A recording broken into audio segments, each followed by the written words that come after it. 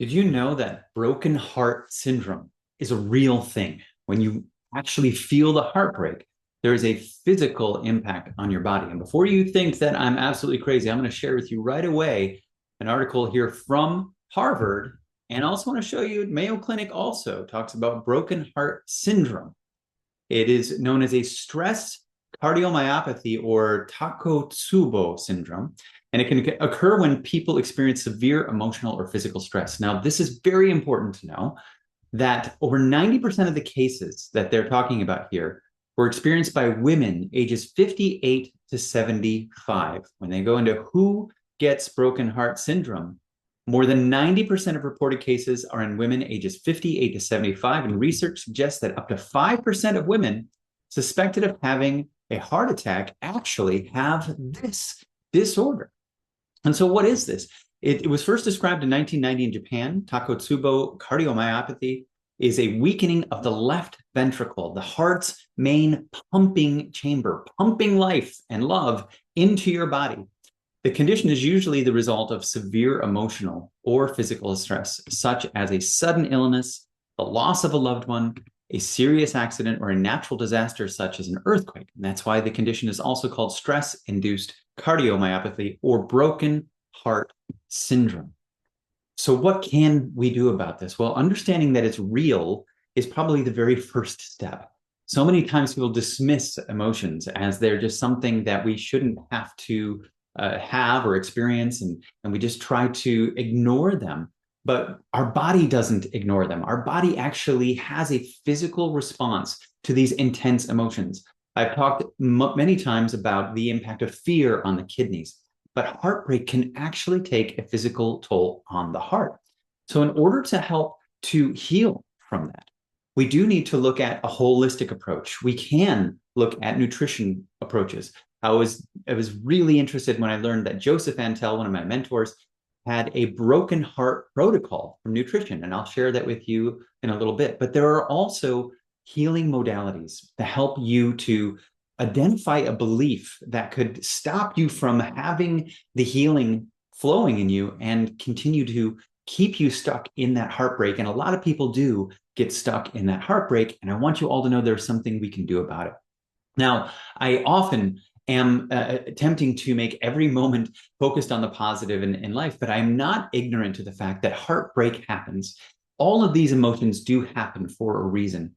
They'll happen to bring our attention to something. And once we course correct based upon that, we do have the ability to start to heal. Now, I think that there is a natural amount of time that people should be grieving after a major stressful event. I think that it's absolutely normal and part of the human experience. But I do want to give you a few phrases if you are feeling stuck in that to help to move your heart back to life and understanding that life does have these cycles to it, right? There are reasons, seasons, and lifetime things that help us to learn more and then move forward, because time does move forward, and that's just the way that nature is, and we're going to embrace that and move forward.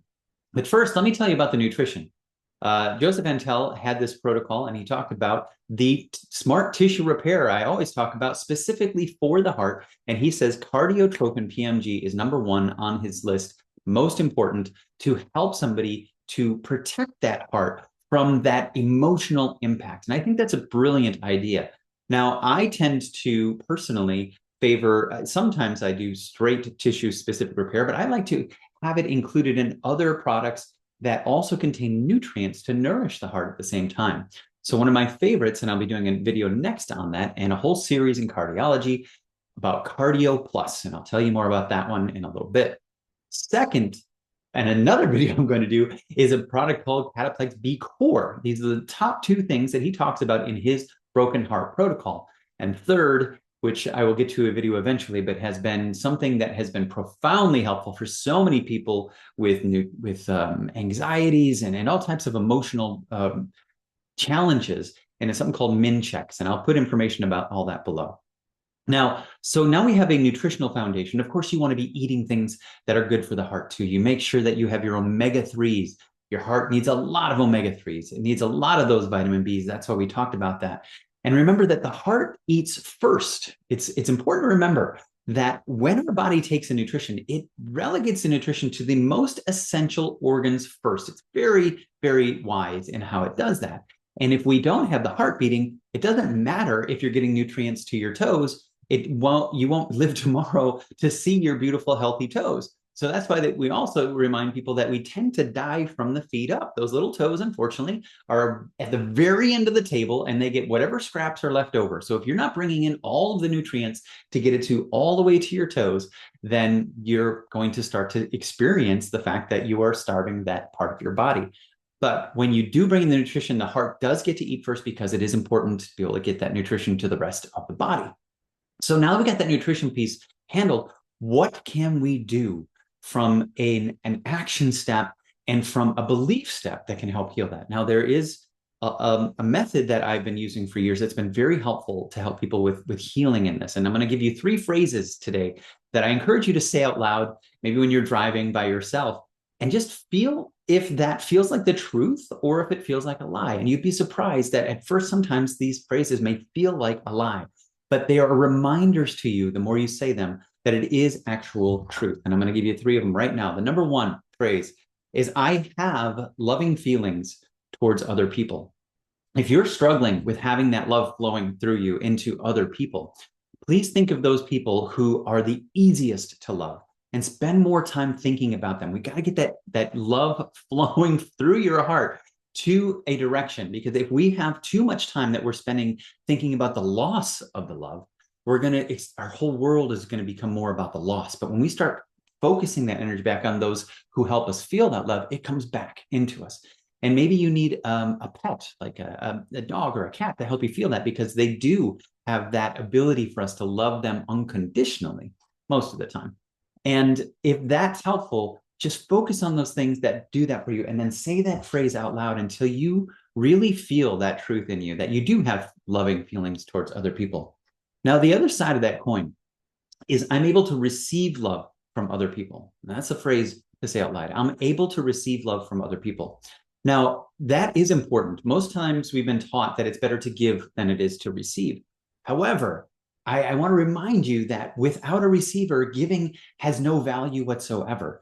You have to have somebody receive if you're giving. And so even today, I had a client who I gave a copy of my favorite book to, In Tune with the Infinite. And there's a page that I mark in there that's very specific about this understanding of having this feeling of love in you that actually brings life to you. And when I gave it to her, she immediately wanted to give me something in return, because there is that exchange. She wanted to give me a book that changed her life. And that's how that works. If she wasn't able to receive that, then I would have been stuck and it wouldn't have done any value for me or for her.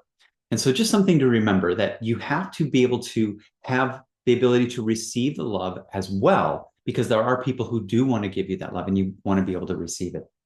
And the final phrase, and this one might be very hard if you are going through heartbreak, is, I am able to cry and grieve when I need to.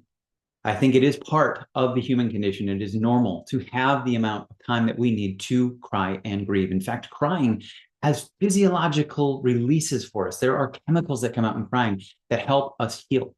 Now, if you feel like it's becoming overwhelming and there's too much, that's when we want to bring in the nutrition, like the Minchex and the Cardio Plus and the Cataplex B Core. But we also want to bring in these statements to remind us that we can heal from this and move forward. And finally, of course, I talk a lot about oxytocin. Anything that you can do to help increase your oxytocin is going to help bind you and connect you back to the world and get you connected to other people. So this is where we talk about making sure that you are having physical contact with people, that you are hugging people when you get a chance to, that you are doing those things that help produce oxytocin in your life. And a whole other video would be about probiotics that actually help us produce that oxytocin that are very important. So if you have gone through a period of heartache and heartbreak, and everybody has, it's part of the experience, and it helps us to be able to relate to others who have, you do know that there are things that you can do next to help heal and bring you back to a space where you can actually bring the experience that you had to bring benefit to somebody else that you love and care for. Thanks for watching. I hope this was helpful, and I look forward to the next videos for you.